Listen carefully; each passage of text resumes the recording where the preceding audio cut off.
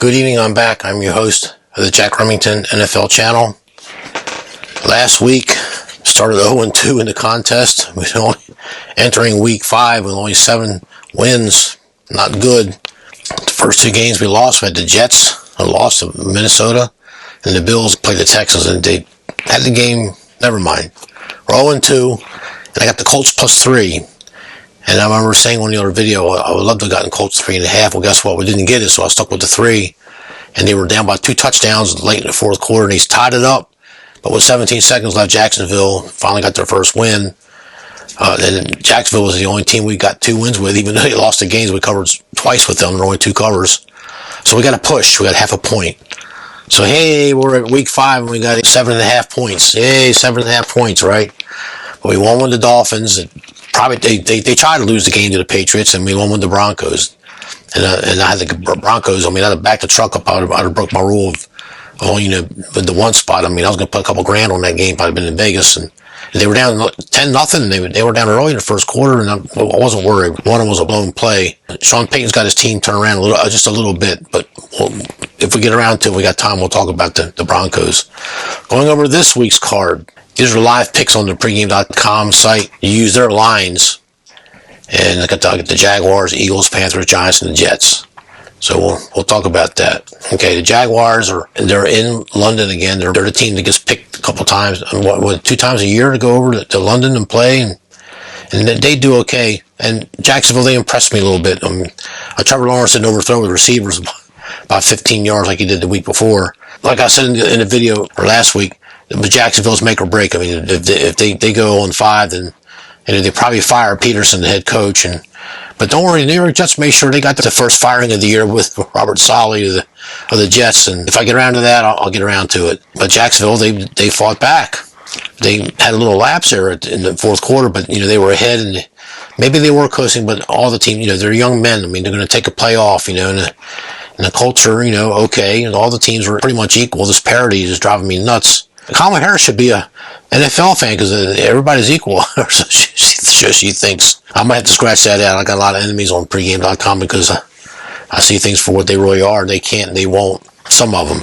So we're taking Jacksonville Jaguars. The injuries are pretty much the same, but the one thing I did notice on the Chicago Bears, their back 4 is in trouble. They got 4 defensive backs. One is out, 1 is doubtful, and 2 are questionable. One's got a toe, one's got an ankle injury, and they're 3 or 4 starters. Jacksonville's injuries are spread out. They got a couple linebackers and a special team guy, And you go back to the stats. Jacksonville's next game, they're hosting New England, so they're not looking ahead, so they're going to focus on this game. However, the Chicago Bears, they're on deck. They're at the Washington Commanders. Now all of a sudden, the fear is in everybody's eyes because Washington, that Jaden Daniels, and I said on one of my earlier videos, either week 1 or week 2, they're going to make Jaden Daniels a star, and they're going to make him a star. He's okay, but we'll see. I mean, it's his rookie year. I don't get too enamored with rookies. And you shouldn't. They got to be really exceptional, like the Peyton Mannings and the Tom Brady's, and we'll see. So the jury's still out on that. Well, we're going to take a chance at Jacksonville. We're getting line value on the Fish Hang Simulators contest, the Super Hilton contest, the biggest contest in the world. We've got players from many countries all over the world to try this every year. Some of them by 10 entries. Long story short, Jacksonville has been reasonably favored by 1.5. Now it's back down to 1. I'm watching a live line here. So we're getting line value. We're getting a field goal line value with Jacksonville +2. And that's got to pick 5 winners. Last week, I want to say this, the favorites covered, and I got 10 wins and 3 losses. I forgot to ask the guy if it was the Fish Hangs contest, the Soup Simulator, or not. I just took him on his word, and I just thought about if I sort of fired this video. And we just got our internet back. It was down all day. So anyway, let's get to the next game. Eagles -8.5. Getting a little bit of line value. Looking at the lineup. This thing opened. It was big. I mean, it's Philadelphia -10. Then it was 9.5. Then 9. Now 8.5. The live line's got Philadelphia -8. So we're losing half a point right now. But who knows what's going to be by game time? The Eagles, when you look at their injuries, Cleveland's got 20 people on their injury list, and the Philadelphia Eagles got 9. 2 of them are wide receivers, but one of them, A.J. Brown, is reported to be he's going to be playing. So they really got 8 players on the injury list. And they got this linebacker, Dean Smith. He's got an ankle injury. He's probably reported he's going to play. So they're getting some people back. The Browns, Garrett, the defensive end, the big beast they got, he's one of the best, the top 5 pass rusher in the NFL. He's got an Achilles heel. It says injured, and it says unlikely to play. Well, that's pretty serious, unlikely to play. Judy, the wide receiver, got a knee injury. Chubb is out, the running back. Deshaun Watson's got some more troubles, I understand. I think Philadelphia's got the healthier team and some professional handicappers that I shouldn't name, that I follow on YouTube and other sites, Instagram and whatever. They like the Eagles, even though it's laying some big chalk. I mentioned it last week that the favorites were 10-3. There's favorites cover. I mean, favorites cover in the NFL, and you got to get used to that. I mean, you shouldn't be in this business if you don't understand that favorites are going to cover. We're taking the Philadelphia Eagles.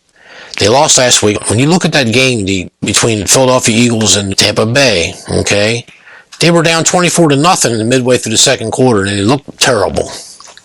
Let's call it what it is. And Sirianni's on the hot seat again. I mean, I'm hearing that Jeffrey Lurie is losing his patience. Now, he didn't say that last year, but he's saying it this year, and he's expecting some better results. They were down 24-0, and then they finally got a touchdown with 2 minutes left in the half, cut it to 24-7. But Philadelphia outplayed them from that moment on with 7 minutes left in the second quarter. They outplayed them the rest of the game. I know Tampa got a touchdown in the third quarter. Tried to kick, the guy blocked it, running back and got 2 point, a 2-point return. I mean, that's a great highlight. I thought. So that made it 30-16, and I think somehow Tampa kicked a field goal in the fourth quarter. And I think Philadelphia, they quit. They just quit. They just thought, well, they kicked that field goal, it's going to put us out of reach, and then we need 3 scores instead of 2 to tie. So they sacked Jalen Hurts 6 times, but they got to Tampa Bay twice. Hurts was 18 for 30, had a touchdown. Baker Mayfield was 30 for 47 and 2 touchdowns. Pretty good, right? Philadelphia punted 5 times. Tampa Bay punted 4 times. But they lost a turnover battle. Philadelphia lost a turnover battle 2-0. I mean, you can't win a football game when you're losing a turnover battle. Most of the time, if you lose a turnover battle, you lose the game. The penalties only had 5 penalties for 41 yards, and Tampa had 3 penalties for 20 yards. So, pretty clean game when it looks at that. But the passing yards, Tampa had 334 yards passing against Philadelphia. They just had a bad first. I'm not making excuses for the Eagles. But I'm not making excuses for any team. I'm telling you what I think happened here. I still think Philadelphia when they're on, they're on. They passed the eye test the second half, but they failed miserably in the first half. But there's 2 halves in the game. So I just wanted to point that out, that got to a bad start. Philadelphia's next 3 games, they're at New York Giants. I don't think they're looking ahead to the Giants, but I think they're going to take care of business. I mean, you might want to think about a first half bet here. If they're going to come out smoking, I'm going to just put the game away early. But Cleveland, they're just trying to win a game. But guess they got on deck. They got Cincinnati at home on deck. I don't see how they could be looking looking ahead to that game when they got the Philadelphia Eagles coming in town. But who knows? The team they won that one game, and Deshaun Watson, I mean, he's lost the locker room, and they got to make a change. We'll see. Let's get to the next game. We're going to take. Okay, so we had Jacksonville, we got the Eagles. The next game, here at my home here, I got some flack about it. They laughed at me a little bit. We're taking the Carolina Panthers plus the 6, and they're hosting Atlanta. I know Atlanta, Kirk Cousins, he did this, he did that, and you look at the stats and the team statistics, and Atlanta, Kirk Cousins, he had 509 yards, 4 touchdowns, but he did have a pick. Tampa Bay, Baker Mayfield, and I guess it was a losing cause. He was 19-24, only 180 yards. That's still pretty good. But 3 touchdowns. I mean, Baker Mayfield played a pretty good game. He also rushed for 42 yards on 6 carries. And he had a long one of 18 yards. So I didn't watch the game, but I watched highlights and I watched bits and pieces. I see clips here and there. This R. White guy for the Tampa Bay Bucks, this Rashad White, he had a 56-yard run. He got 72 yards for the day on 10 carries. He's at 7.2 yards per. I mean, it's pretty damn good. The rushing stats for the Falcons, I want to point this out. This Bijan Robinson, he's a pretty good player, I think. He had 61 yards on 12 carries. His long was 28. I mean, T. Algier, 6 yards. He got 12 yards, and his longest was 8. So they stopped him in the backfield. He had some losses. They just couldn't run the ball on Tampa. Carolina's they don't have a top 10 defense, but they're getting better on defense. And it's a division rivalry. When you go back and you go back over here and you look at the head-to-head, it's mixed bag. They split every year. The home team has won the last 4 outings in between these 2 teams. So it's a division rivalry. I mean, we're getting 6 points. We're getting the Panthers plus 6. We'll take it. Just looking for a close game, looking for a field goal game. Maybe a Falcons. The guy kicked the field goal 60 yards. One of those dramatic games. Okay, but we win if that happens. Next game, we're going to take the New York Giants plus 3.5, and are hosting the Cincinnati Bengals. the Cincinnati Bengals, this is the Mush game. Eddie Mush is taking the Cincinnati Bengals minus 3.5. I don't care about the hook. Bengals going to peel off a bunch of wins like they did the last 3 or 4 years. They're going to do it again. Joe Burrow threw for 5 touchdown passes, Jack. And he's patting me on the back walking up the hallway. And I was, okay, well, thank you, Mush, you know. You watch this my game of the week. Blah, blah, blah. You know, okay, thank you. So we're going against Eddie Mush. We're taking the New York Giants home underdog plus 3. The Giants are coming around a little bit. I mean, they're not world beaters. They're not going to go to the Super Bowl. I mean, let's face some facts here. Okay, so the Giants are 2 wins, 3 losses. Okay, then decline back in it. They're 0-2 at home, so they're due for a home win. The Bengals they're 1-4 is their record. They're 2-3 against the spread. But they're over/under because Joe Burrow is starting to throw the ball pretty well, and their 4 overs, only 1 under. But the Giants are under team. The Giants are 1 over and 4 unders. So they play close. They've always been a low scoring team where they try to make it a 20-17 slugfest. And that's how they won their games under Parcells and Bill Belichick in the 80s with Lawrence Taylor, Phil Simms. They were very rarely a big scoring machine. They're not going to remember. I'm sure they had a year or two where they did very well offensively, but most of the time they're a defensive team. And that's just their philosophy. That's just their team characteristic. That's their team personality. The Bengals are high flying. I mean, they got that Joe Burrow. And I remember when he came on the scene in his rookie year, they're going to go to 7 Super Bowls. He's going to be the next Tom Brady. He's going to put Tom Brady in the history books. And I believed them. I fell for it. They were that impressive that the team got turned around like that from the Marvin Lewis days. And their offense was formidable with those big receivers that they got, but they've been banged up a couple of years, and they've had some other things, but their defense is just shockingly bad. And I keep telling people on these videos, if they ever pay attention to me and give me a little bit of credit for this, very few teams can keep the defensive machine rolling year after year after year. It takes a special defense with special players, and they got to keep them for at least 3 years to keep the mantra of, you know, they only allow 16 points a game, you know, for a couple of years, and then that takes them to the playoffs. They may get beaten by a better team, but you know what? It gets them there. Remember, offense sells the tickets, but defense wins the game, although that's changing the last 7 years in the NFL. It's offense. You got to look at the offense now.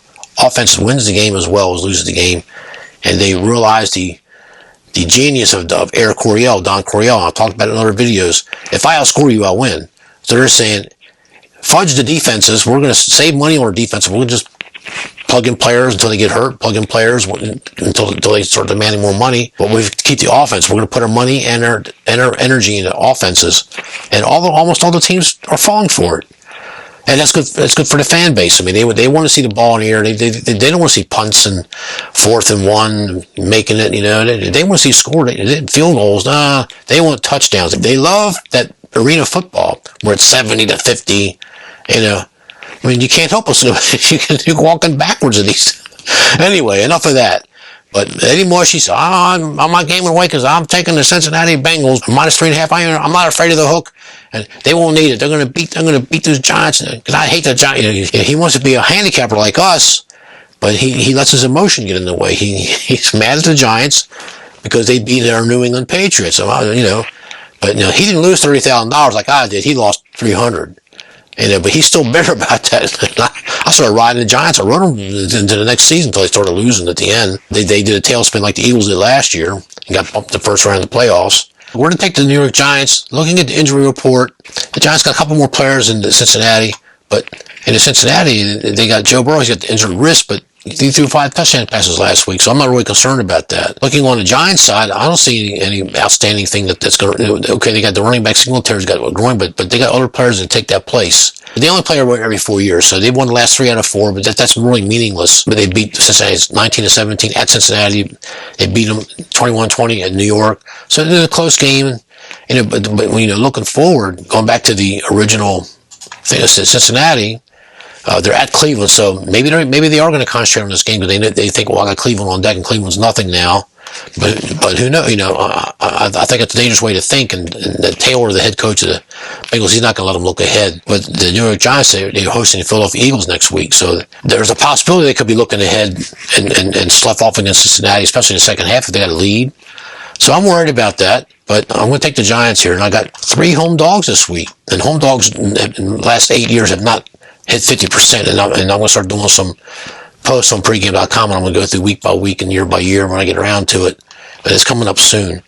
The fifth and final game we're taking, we are going to, I got laughed at for this one too. Well, the consensus says that picks are 70% right now. I know I'll keep saying just end the season. They're trying to be the drama queens in the NFL. They fired their coach. I'm pretty sure they got rid of Matthew Hackett, the offensive coordinator, and they made the other guy, he's a defensive player, they made a defensive coach. They made him the interim head coach.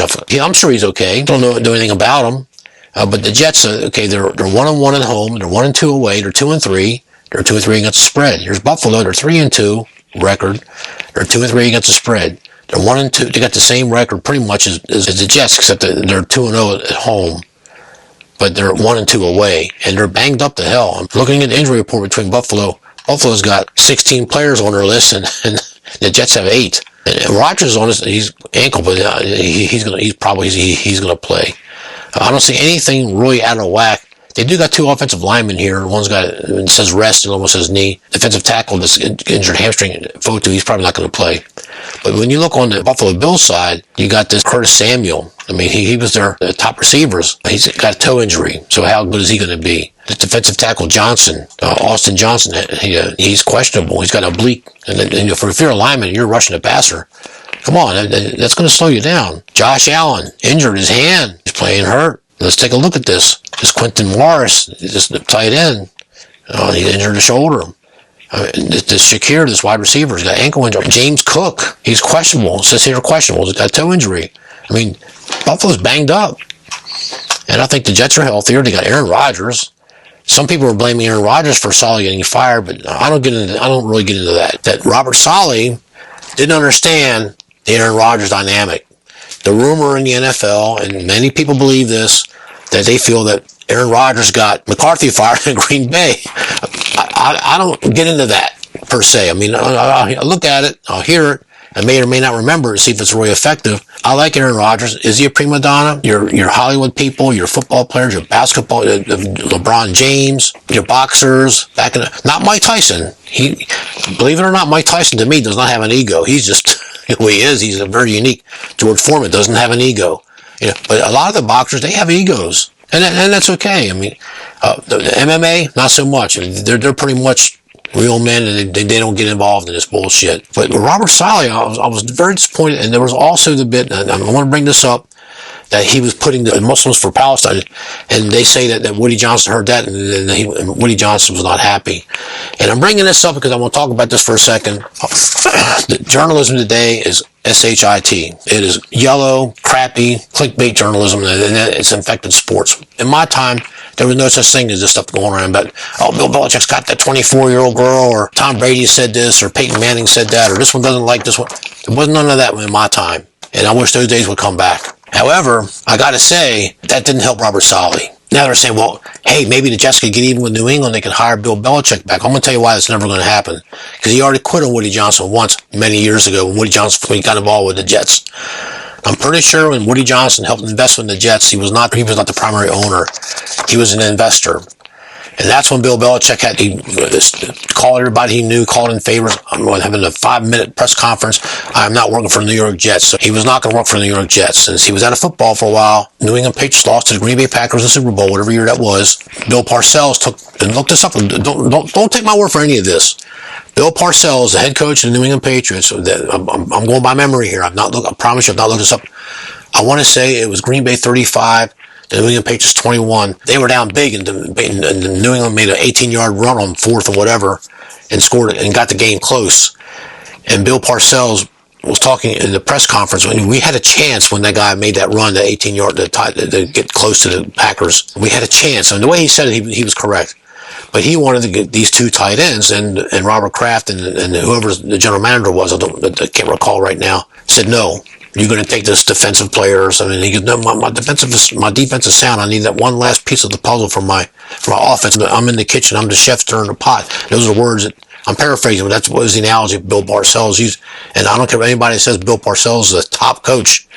And who was his assistant for years? Bill Belichick. He flies home when he takes his own money, and he refuses to fly home with the team because he's mad at Robert Kraft. But Robert Kraft calls him in his house a couple of days later.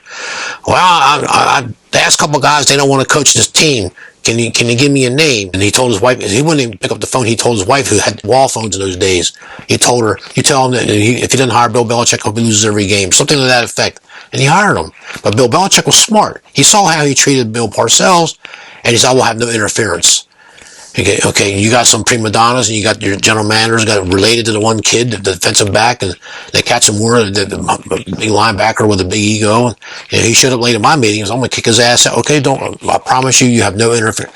People went behind Bill Belichick's back, tried to get him fired many times that first year. Because I promised him I would have no interference. And the next couple years later, or next year, when Tom Brady, he said, I'm going to draft, he's still on the board. Let's pick this kid up. And they had to lose a roster spot because they couldn't carry 4 quarterbacks. And the New England Patriots were the last team, as far as I know, the last team in the NFL to carry 4 quarterbacks. And the general manager went behind Belichick's back and called Robert Kraft collect and said, hey, you got to get rid of this guy. We're losing the roster spot. He goes, I've made him a promise. I'm keeping it. And look what happened. Now, had Robert Kraft been a piece of shit owner like these other owners, well, I don't think that much of Robert Kraft either, but at least he had enough sense enough to stick with this guy. And look what's happened. And now I want to fast forward 20 some years later. Was it Brady or was it Bill Belichick or was it both? Well, when Brady left, they had a little bit of a decline. They still made the playoffs. They got beat. They trounced by Buffalo a couple of times, whatever. But they were still competitive. Now that Bill Belichick is gone, look at them. You have the answer to your question. It was a combination of both of them. It just clicked. It's Lennon and McCartney. I mean, they went on to have successful solo careers, but they made their name Lennon and McCartney, the McLennan syndicate, whatever they had. It took the both of them to make that magic. I'm not explaining it very well. I'm not very good at explaining things. That's why I'm not a teacher. I would not be a very good teacher. I would try well as hard as I could to be a teacher, but I'm not good at explaining things. But goddamn it, I can do things, and I can see things, and I know things. The Jets got something to work for. They got something to prove. Even Aaron Rodgers is trying to water it down. Well, I didn't have nothing to do with it. But, he doesn't want this focus. He wants to win. They didn't look all that good against the Vikings, but the Vikings might have a team. But they did get the game close. But you know what? We'll see. And we're getting 2 points. They beat him in a spot last year when they knocked out Aaron Rodgers. Talk a little bit about Buffalo for a second here. They lost, and we had them the other week. We had them 2 weeks in a row. Lost them twice. They got trounced by the Ravens 35-10, only scored 10 points. They got back in the game, and the Ravens scored 2 more touchdowns. I mean, then they quit. Then in Houston, they lost 23-20. They clawed their way back and tied that game, and then Houston kicked the field goal. With 0 seconds left, Fairborn kicked a 59-yard field goal to beat them. And Buffalo clawed their way back. They won the turnover battle. They won the penalty battle by 3-1 yards. They did a lot of things right. They scored first, so 3-0, but then here comes the Texans. There was 17-3 at halftime. I mean, but they came back in the second half and looked okay. They're banged up, and I think the clock management. I think the coach admitted that he was part of the fault for the clock management. And that's McDermott. He took some heat last year, and he took the heat a couple years ago in one of these playoff games. I also heard through the grapevine he's on a hot seat. So I got to wrap this up. So the picks are Jacksonville +2, Eagles -8.5, Panthers +6, New York Giants +3.5. New York Jets +2.5. We got 3 home dogs. The home dogs are the Panthers, the Giants, and the Jets.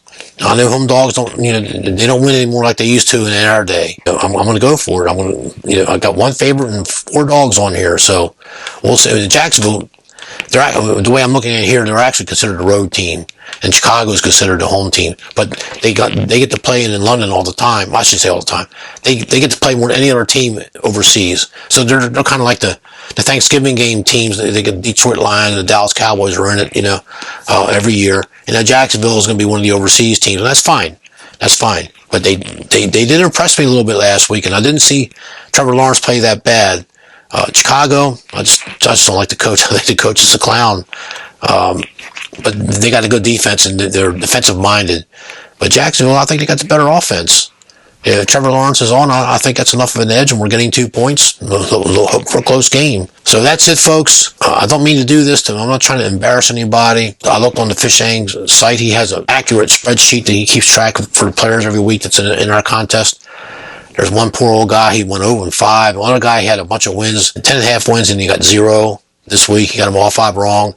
A lot of guys they were 4 losses in that one push that we had with the Colts and Jaguars. I'm not going to mention the guys' names, but I'm not trying to embarrass them. But they could have made a lot of headway last week. They went 4-1 or 5-0, but they didn't. So, and I went 2 wins, 2 losses in the push. That's good for me. So we'll see how we do this week. Get to 500 first, and then we start to make a run. But that's kind of bad talk too. You're trying to win every game from here on forth. There's no, to me, you're not getting on a run. You're doing your best and you're trying harder if necessary. So I gave us some good effort. Spent all day on this. I've been looking at it all week, despite my busy schedule.